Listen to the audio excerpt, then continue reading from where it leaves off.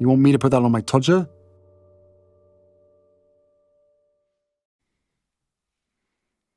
Harry's wife sued the sister.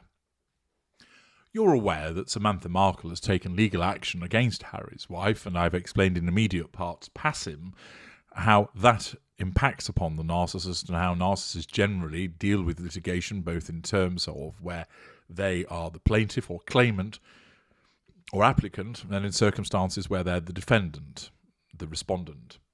However, an individual over on Reddit at St. Harry's Wife subreddit and has provided a very comprehensive breakdown of the court case. Build the Herd has explained in detail, having obtained archive links to the various complaints, precisely what's going on.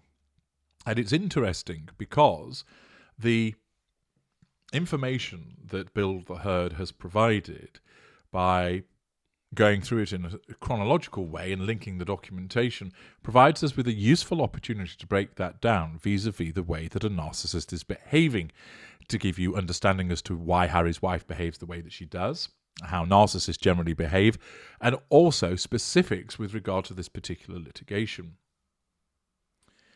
The claim has been brought in defamation, and defamation covers both slander, where the spoken word, and libel, where it's in writing.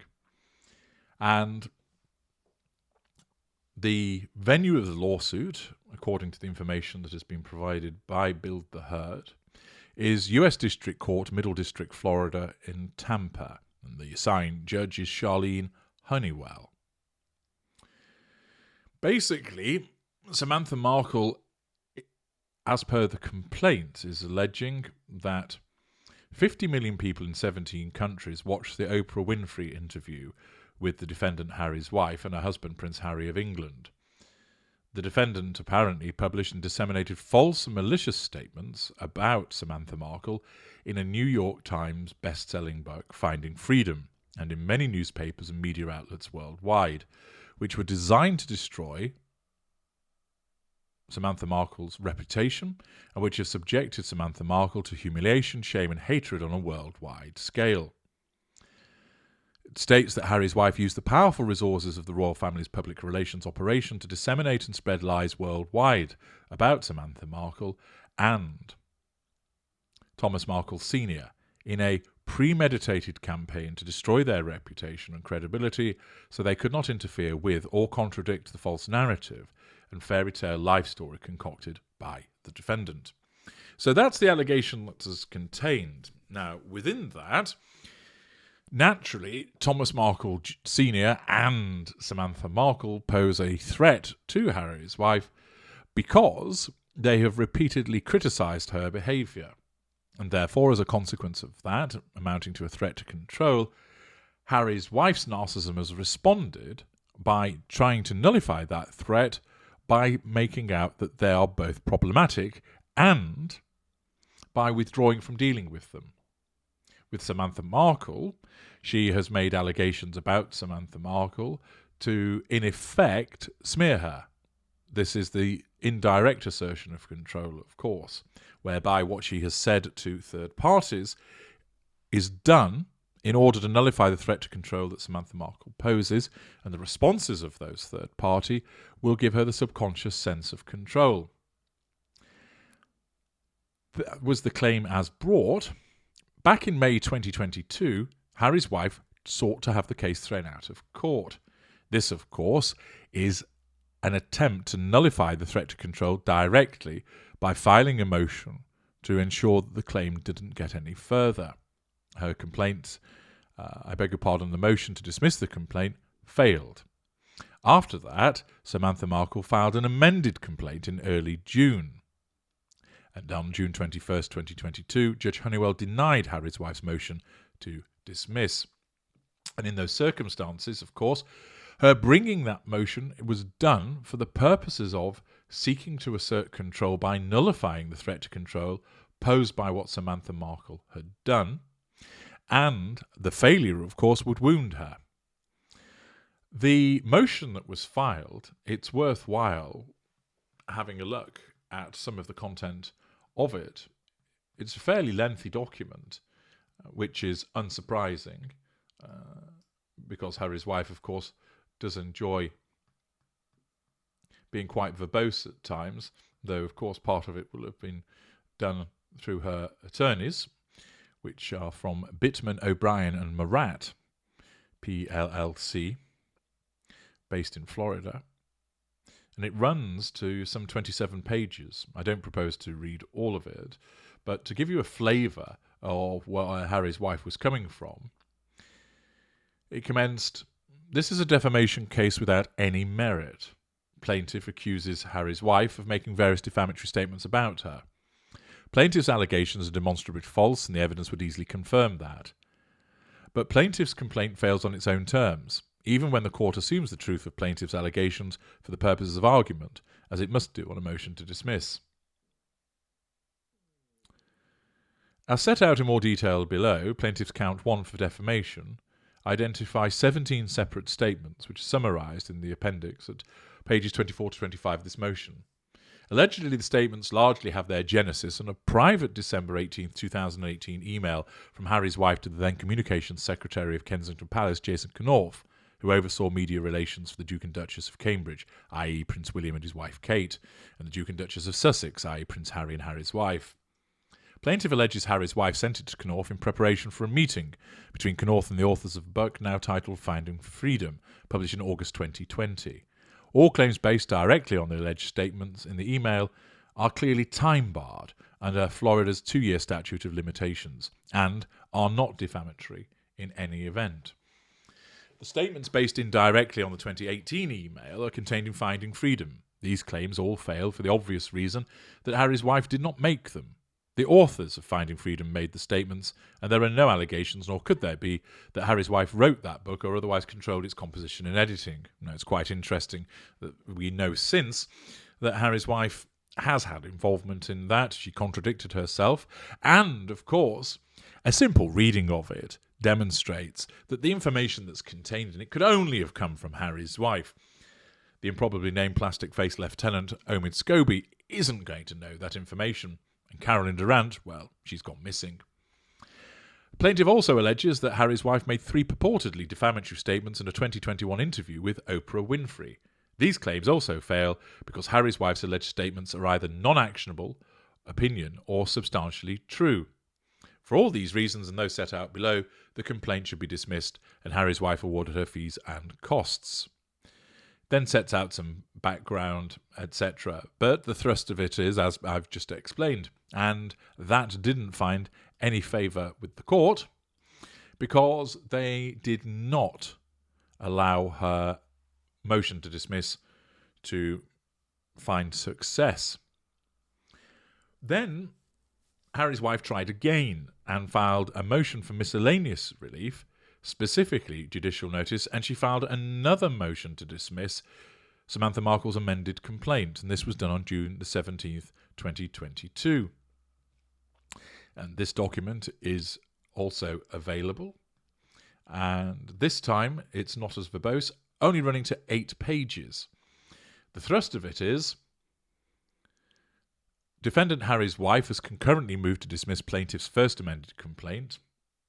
Harry's wife requests that the court take judicial notice of A. 1 chapter from one book, i.e. chapter 12 from Finding Freedom, B. 2 New Mexico State court dockets involving the plaintiff, and 2 facts, the date of Prince Harry's announcement that he was dating Harry's wife, and plaintiff's admissions on a television interview with Good Morning Britain, available on YouTube. The bases for Harry's wife's requests are set out below. Argument Chapter 12 from the book. First, the court may consider a document submitted without a motion to dismiss if its contents are alleged in a complaint and no party questions those contents, provided it meets the centrality requirement. Then there's some law that's quoted. Here, the book Finding Freedom, and in particular Chapter 12 thereof, is referenced so extensively by the FAC that it is properly considered as within the pleading. Harry's wife therefore requests at a minimum that the court take judicial notice of Chapter 12. Then there's the 2 state court dockets, and then there's judicial notice of 2 additional facts that's pleaded, and then the conclusion that is reached is that because every document or fact that is the subject of the instant request for judicial notice is either generally known within a jurisdiction or capable of accurate and ready determination by resort to sources whose accuracy cannot reasonably be questioned, Harry's wife respectfully requests that the court grant her request for judicial notice in its entirety.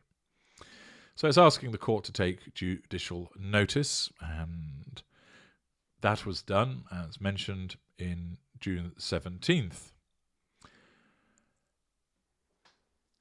The recollection of all of this then seems to have a considerable gap, and apparently on the 15th of February there'll be a hearing by Zoom regarding this motion for miscellaneous relief, specifically judicial notice, and a motion to dismiss the first amended complaint. It's not clear why it's sat for some 8 months with nothing happening.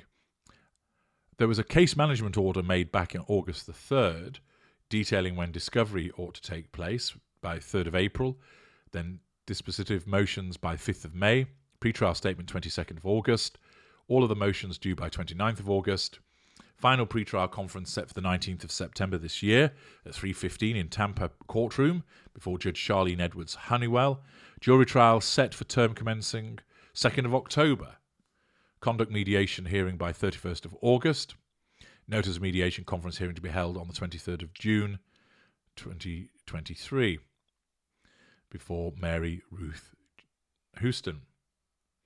In September 2022, Harry's wife filed a motion to stay discovery pending outcome of dispositive motion, and has been using this basically to delay answering 38 statements Samantha Markle demands Harry's wife admit to, and 23 questions she wants Harry's wife to answer under oath.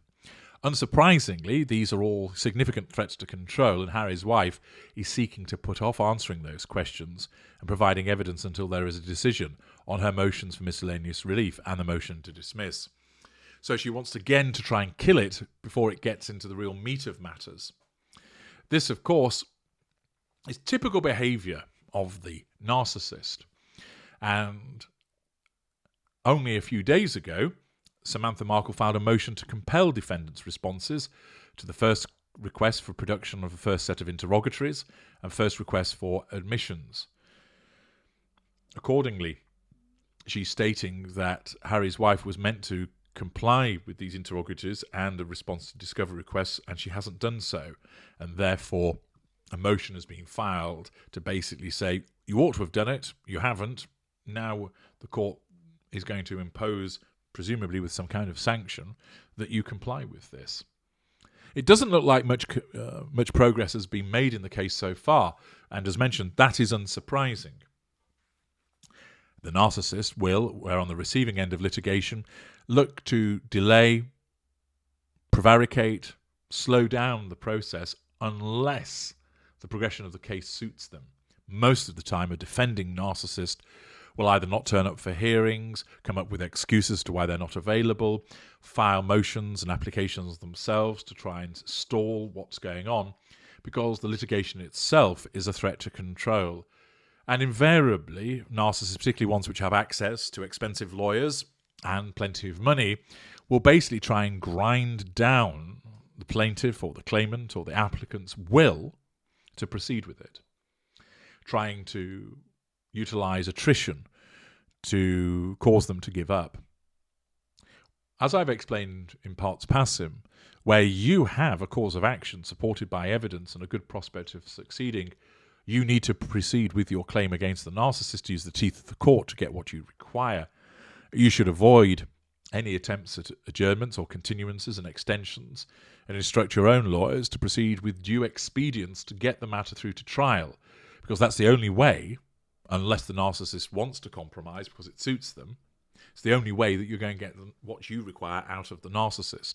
And as been seen here in the example that is broken down with the timeline by Bill the Herd, we see the prevarication and delaying by Harry's wife, the attempt to kill the claim, but it's still there. And later this year, unless there's any further delay, there's going to be a hearing and a trial, which, of course, pose further problems for Harry's wife. Whether she'll seek to compromise at an earlier juncture because it suits her remains to be seen. But at this stage, she remains suitably arrogant and dismissive, as one would expect, to believe that she can have the claim dismissed without it getting any further. An interesting breakdown which gives you further insight into how the narcissist behaves in litigation. I'm H.G. Tudor. Thank you for listening.